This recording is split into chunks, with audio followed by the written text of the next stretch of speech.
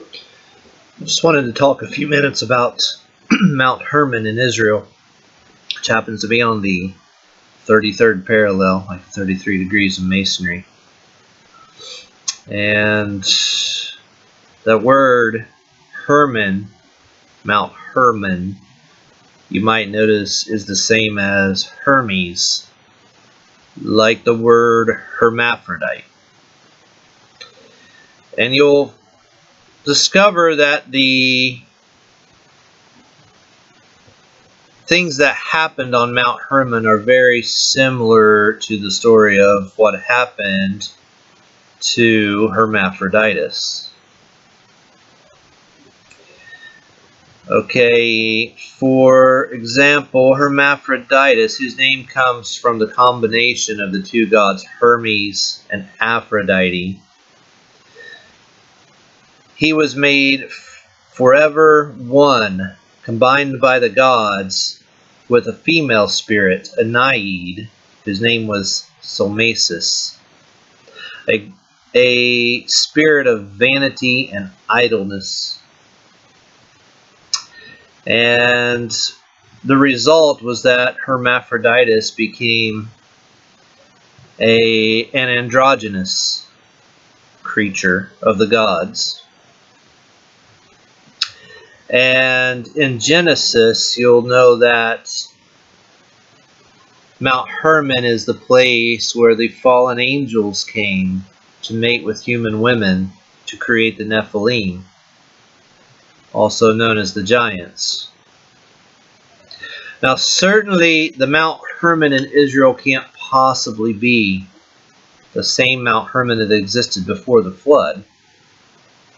Why? Because the Bible says the fountains of the great deep were broken up.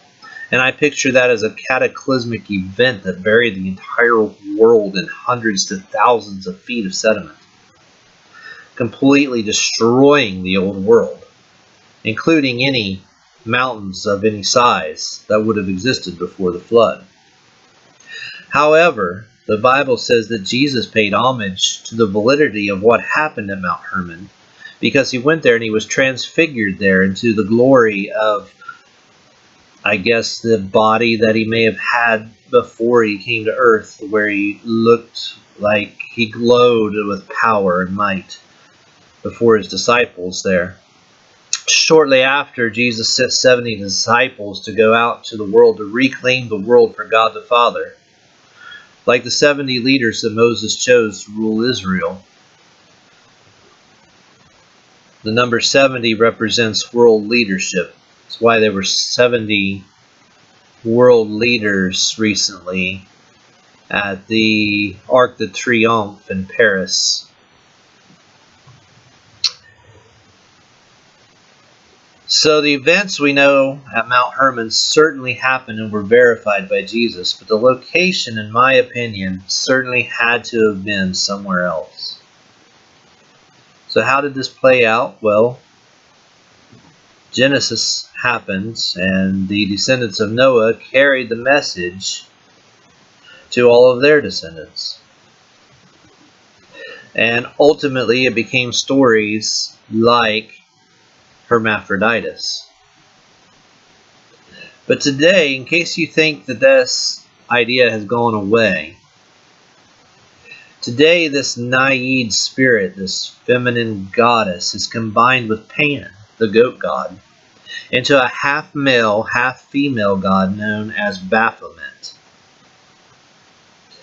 Baphomet is the invention of the Scottish Rite of Freemasonry. Scottish Rite shares the same gematria, or gematria, depending on how you'd like to pronounce it, as Hermaphrodites in 3 of the 4 major ciphers. This new invention is being used by witches and Satanists and Masons alike as the androgynous spiritual force that's being echoed throughout movies, television, and anything that Hollywood creates. It will surprise most people that a majority of the actors and actresses you see are not what they claim to be, and most singers as well. The vast majority of them, maybe not the vast, but certainly a strong majority of them, are androgynous, transgendered, if you will. That's why they so often show the two-fingered sign of Baphomet, that if you will look at the picture of Baphomet that you'll see come across your screen at some point here, he's holding up two fingers. So that's the history of Mount Hermon and how Mount Hermon relates to what's going on today. Bible stories relate directly with the world that exists right now. God bless. Please like, share, and subscribe.